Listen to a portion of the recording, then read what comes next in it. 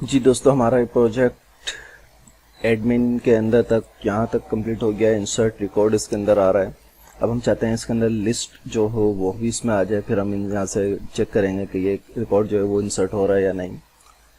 तो इसके लिए फंक्शंस के अंदर हमें अब एक और यहाँ पे फंक्शन बनाना होगा जो कि रिकॉर्ड जो है वो हमें यहाँ पे शो कराए। तो उसके लिए हम यहाँ पे एक फंक्शन बनाते हैं शो रिकॉर्ड्स का। ठीक है, ये फंक्शन हमने यहाँ बनाना है show record list. Show record list का फंक्शन है और इसके अंदर भी यहाँ पे पेज नेम में हमने वही पेज नेम लिया है और ये वही पेजिनेशन के लिए है। ठीक है, ये ऊपर आप देख चुके हैं। और यहाँ पे हमने क्यूरी के अंदर जो है वो सिलेक्ट ऑल फ्रॉम रिजल्ट लिया है। ये एरर मैसेज यहाँ पे आ जाएगा। और यहाँ पे फिर क्यूरी एक और लिए है जो कि select all from result order by SID और डिसेंडिंग लिमिट स्टार्ट लिमिट। ठीक है, उसके बाद यहाँ पे ये क्यूरी हमने फिर एग्जीक्यूट की है और यहाँ पे कंडीशन लगाई है कि अगर ये कोई रिकॉर्ड ना हो तो इसको कह दे एरर मैसेज में आ जाए नो रिकॉर्ड फाउंड। और फिर ये शो कैसे करेगा कि टेबल है पहले और फिर वाइल लूप चल रहा है। वाइल लूप से पहले हमने टेबल को ओपन करा है, टेबल की रो को। उसके बाद फिर वाइल लूप के अंदर जब तक ये फेच एरे का डेटा आ रहा है और ये ट्रू है तो तब तक जो है ये हमें डेटा देता रहेगा। और हम एक तरफ ID, एक तरफ SNAME और एक TD के अंदर जो है वो मार्क्स का ले रहे हैं। दूसरी जगह हम यहाँ पे एक एडिट का बटन हमने बनाया है। ये देखिए कि यहाँ पे हमने जो है वो एक एडिट है और एक यहाँ पे डिलीट है।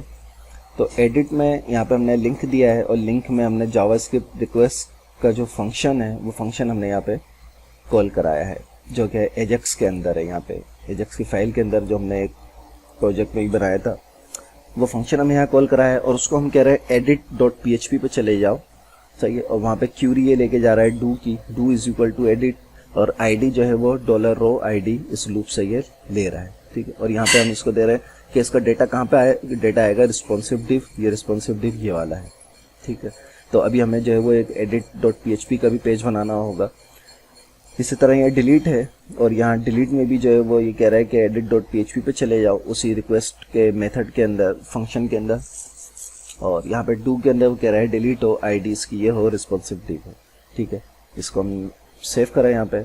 उसके बाद फिर ये दोबारा पेजिनेशन हमें दे रहा है, टेबल बनाइए एक और हमने पेजिनेशन के लिए।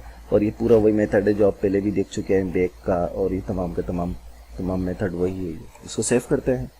सेव करके अब यहाँ पे इसको रिफ्रेश मैंने करा है।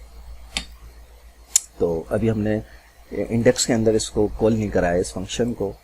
ये फंक्शन तो यहाँ बन गया है लेकिन इस फंक्शन को शो रिकॉर्ड्स लिस्ट, इस फंक्शन को हमने यहाँ इंडेक्स में कॉल नहीं कराया। हमें इस इंडेक्स के अंदर इसको यहाँ कॉल कराना होगा। तो इसको यहाँ पे कॉल कराते हैं।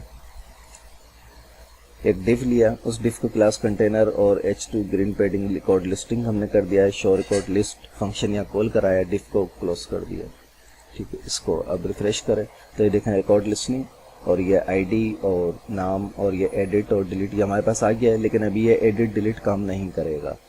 ठीक है, ये देखें एडिट पे गए तो वो लोडिंग पे जा रहा है, एजेक्स काम कर रहा है अपना, लेकिन ये अभी क्योंकि पेज बना नहीं है इस वजह से ये नहीं गया। तो अब हम ये काम हमने कर लिया और यहाँ पे इंसर्ट करके हम देखते हैं। यहाँ पे स्टूडेंट का नेम हम कुछ भी लिख देते हैं यहाँ पे इरफान, और इसको मार्क्स हम दे देते हैं 68 और इसको एड रिकॉर्ड करें तो ये देखिए रिकॉर्ड एडिट सक्सेसफुली का मैसेज हमारे पास आ गया और यहाँ पे 17 नंबर इसकी ID आ गई इरफान 68। ठीक है, तो यानी हमारा जो ये फंक्शन है ये तमाम के तमाम सही काम कर रहे हैं। ठीक है, हमारा इंडेक्स के पेज में ये सेव रिकॉर्ड का फंक्शन भी काम कर रहा है, प्रिंट फॉर्म जो है वो भी प्रिंट हो रहा है, वो भी फंक्शन सही काम कर रहा है, और शो रिकॉर्ड लिस्ट का भी फंक्शन काम कर रहा है। लेकिन हम इसके अंदर जो हमने शो रिकॉर्ड लिस्ट के अंदर एडिट और डिलीट हमने करना है तो इसके लिए हमें एडिट और डिलीट का जो है वो एक फंक्शन हमें यहाँ पेज बनाना होगा एडिट का। तो इसको हम अगली वीडियो में देखते हैं। एडिट का पेज बनाते हैं, उसको तो मज़ीद काम करते हैं।